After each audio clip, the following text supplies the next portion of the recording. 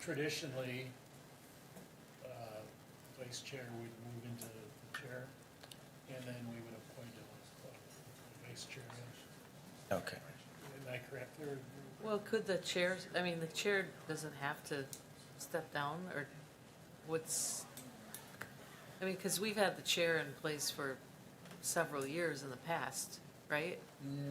No, just usually a year. A year. Oh, it is only And a we year. rotate. Oh, okay. Yeah, but has he only done it for a year? It seems less than that. Yeah, time goes by, you can. I know, I thought the same thing, but it must be, yeah. Yeah, because I've been on for a year, and when I Really? came on, we did the election. Okay, Yeah. wow. It's- Is there a reason we rotate? I'm just curious. I don't, I mean, sometimes it's nice to have like 2 to 3 years in that role versus constantly flipping, but I mean, I'm just asking the question. we- I think it had to do with the term that you were on the Police and Fire Commission, but I don't think anybody's due to go off now for a while, so we could keep it as it is. Do we have the terms? Do you have that by chance? No, I just have what he sent in the email. okay. Do you know, Tony? I want to say it's 5-year terms, but as far as who's up next, I don't have. Well, it would be, I would think it would be Kathy is Yeah, I think, because I came in filling a term, so I think I Yeah. maybe have, like, I don't even know. That would be helpful to know. yeah. And then. Yeah, I also you came in did- filling a term Yeah, as I well. know. So, Yeah, no, I think when we discussed this, when we did this all together, I think it was basically Will, and Kathy, yourself, and then me, because I took over for Tony. no, William took over for Tony. No, as far As chair. As chair. Oh, yeah, Oh, and I was the vice chair because I was the chair prior to that. That's all. okay. Well, I wonder if we could keep it the same for another year and then, unless, The only thing I'm thinking about is if we have, it would be helpful to know when we term. yeah, Because if somebody's terming right. and you put them in as vice chair, and Yeah. the process to date has been or vice chair moves to chair, I think you'd want to know that. So I guess my question is, do we have enough information today to have that discussion? Maybe we do. I think so. I mean, you're probably got about 3 more. You've been on 2 years maybe, Will? Or No, just one? just 1 year. Just 1 year. Your Yeah. term is 4 more years. Right. You got it. I have the PSC manual in front of me. I don't have your terms individually, but you do serve 5-year terms in duration. Right? Yeah. Right. And Yeah. no one person may be appointed to more than 2 consecutive regular terms, so a 10-year max. That's relatively new. According to the Police and Fire Commission's website, we have Cheryl's term ending April 30th, 23.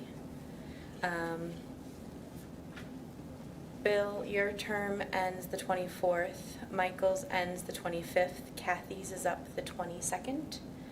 And Will, yours is the 21st. All terms end 4/30 of that year. So first up would be Will, which is technically this has your term as expired, so I'm assuming that you re-upped, so that would have been another 5. So then that would put you to the 2026. Kathy, you're up next year, the end of April. Following that is Cheryl and Bill, and then finally Michael, if that helps.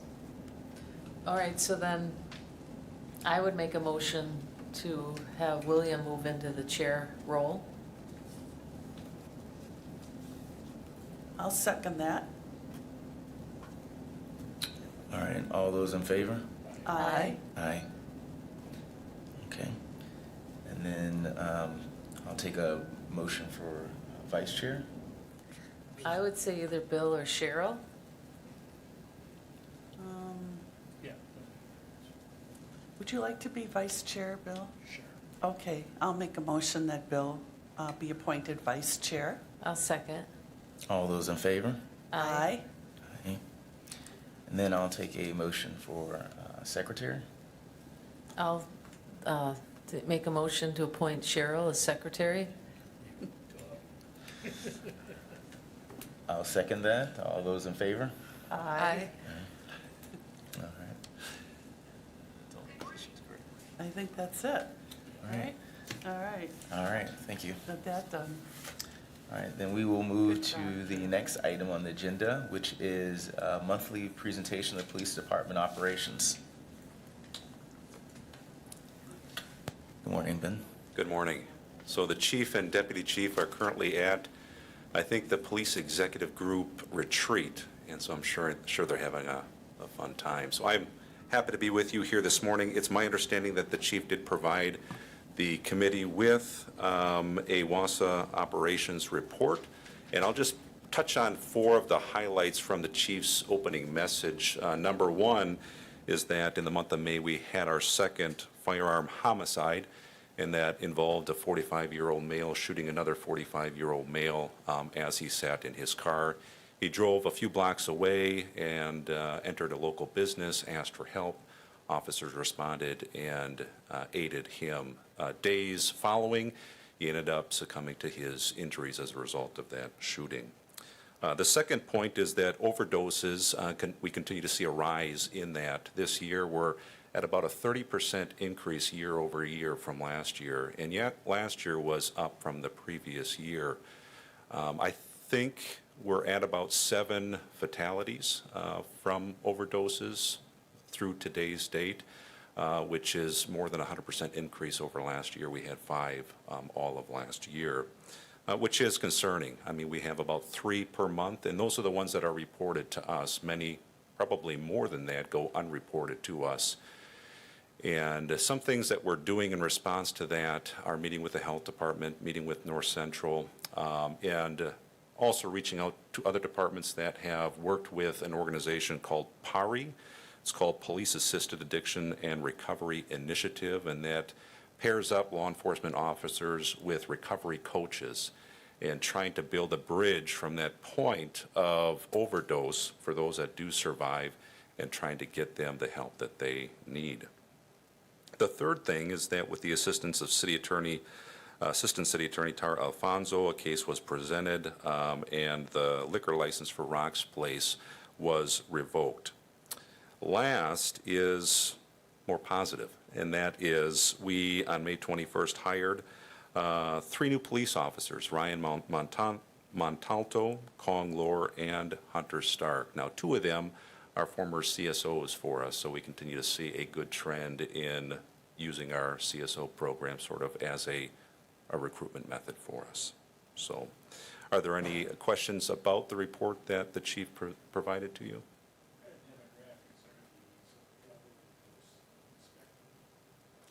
Yeah, well, if you look at the last 3 years and you aggregate all that data, you're looking at the person that is most susceptible to overdose. So if you're a 35-year-old white male, that is the most common individual in our community that is succumbing to a fatal overdose.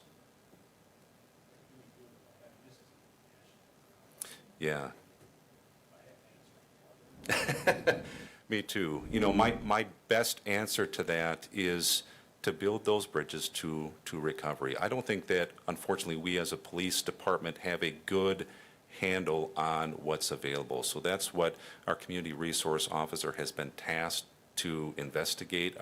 What are all the local and regional resources, and how can we plug these individuals into those resources to get them the help that they need? There's resources out there. I know, for example, like Lakeside Recovery has been shut down since COVID, and I don't think that Lakeside Recovery plans to open up until maybe early next year. And so the inpatient treatment is not necessarily available right here in Wausau, but like I said, we're working on trying to at least connect our officers with recovery coaches so that when we have an overdose and that person survives, we can do a same-day next day, same week response with those individuals and try to get them the help that they need. Because in addition to it wreaking havoc and causing deaths, it also gives rise to a lot of lower crime, from retail thefts to vehicle break-ins, and it's a community issue. So it requires a community response. Are these users, are they recreational or full-time users? I don't know the terms.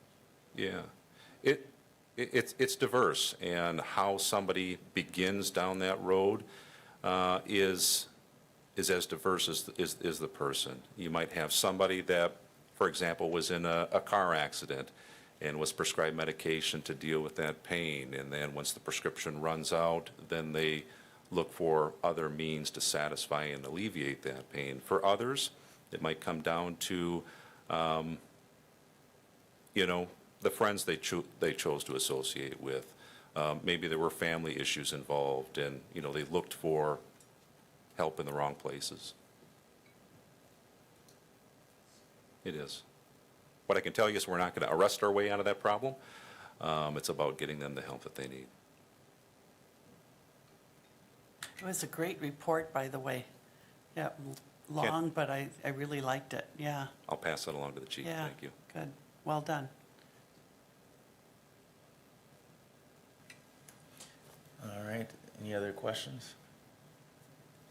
Thank you. Thanks, Will. Appreciate it.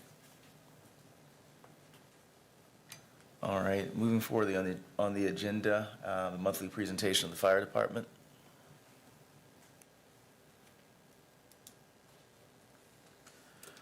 I got an update on the candidates. At 4:57 on Friday, Jennifer received an email from Benjamin Linsky that he is dropping out to pursue a different career path.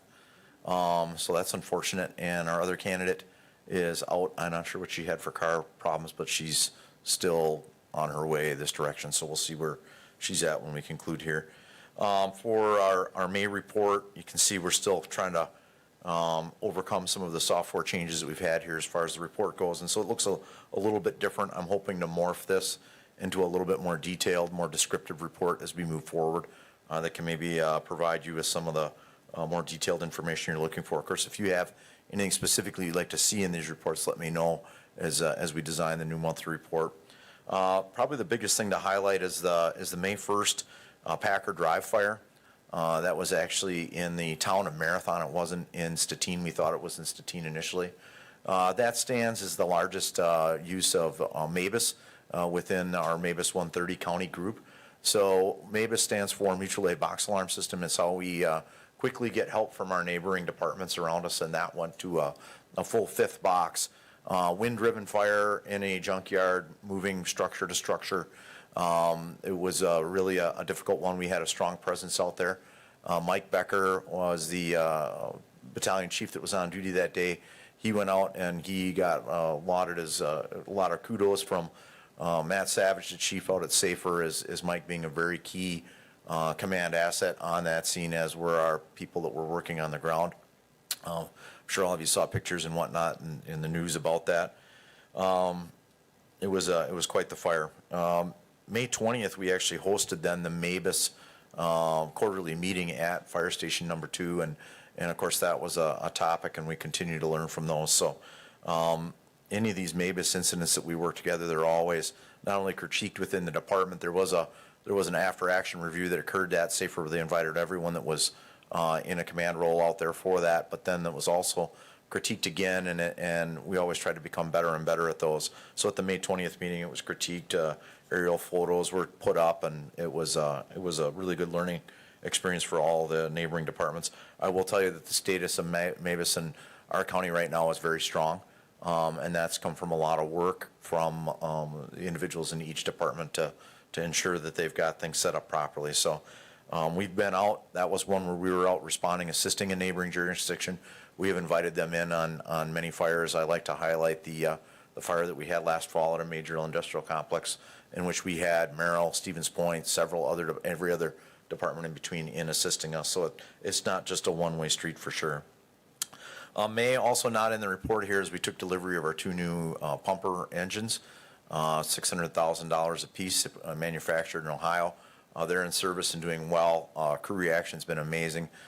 They're really built and designed more for what we do here in Wausau as opposed to the previous engines that we're replacing.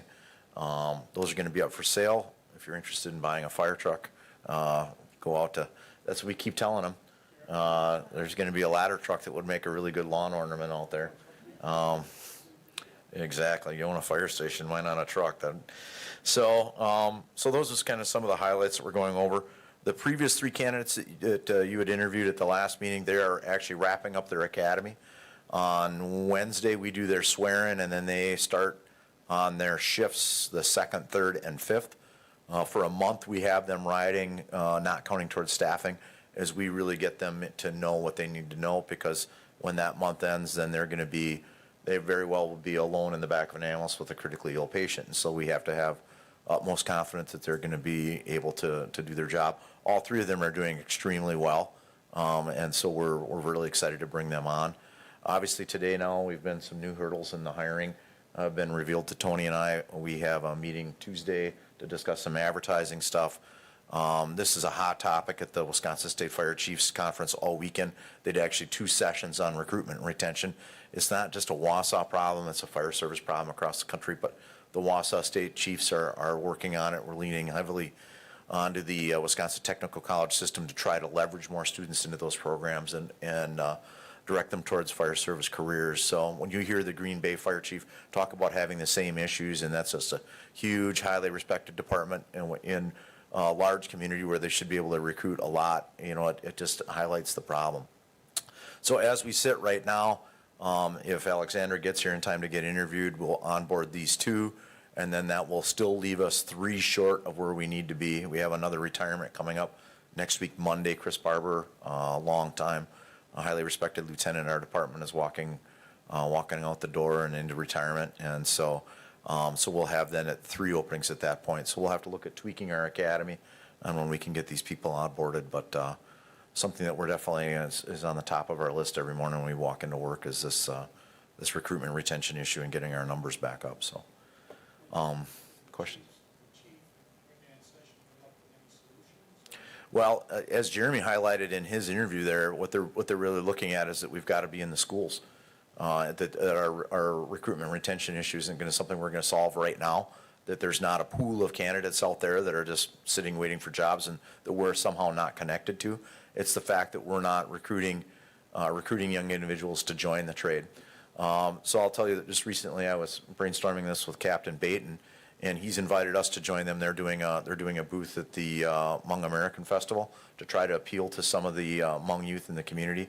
I've made contact with a young Hmong man that is interested in becoming a firefighter, and so we're going to try to leverage whatever assets we can, bring him in for a job shadow.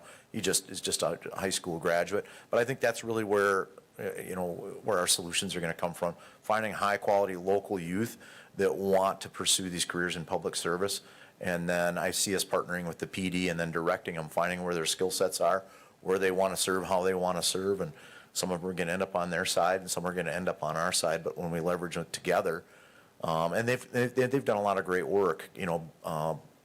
Todd's going to have some of the Hmong police officers there, so when we're trying to connect with these Hmong youth, they can speak with someone that's in the trade. It's really unfortunate that we have not been able to recruit anyone from that diverse group within our community. That's 9% of our community. We very well should have some on the job. We don't yet, but we're working on that. But it's not just there. It's just not the minorities. It's also just getting into the school system and finding good people. So that's kind of where the state chiefs are at with it also. Exploring Explorers program, which we already have. Jeremy's key in running that. But I think some of the job fairs, career fairs, and offering more job shadowing events are some things that we need to be doing. So, other questions on my report or anything? All right. Well, thank you, Chief. Thank you. All right. Next meeting will be July 26, 2021. If there aren't any other questions, I'll take a first motion to adjourn. Second? All those in favor? Aye. All right, the meeting is adjourned. Thank you very much, everyone, and congratulations again to Jeremy and Tanner.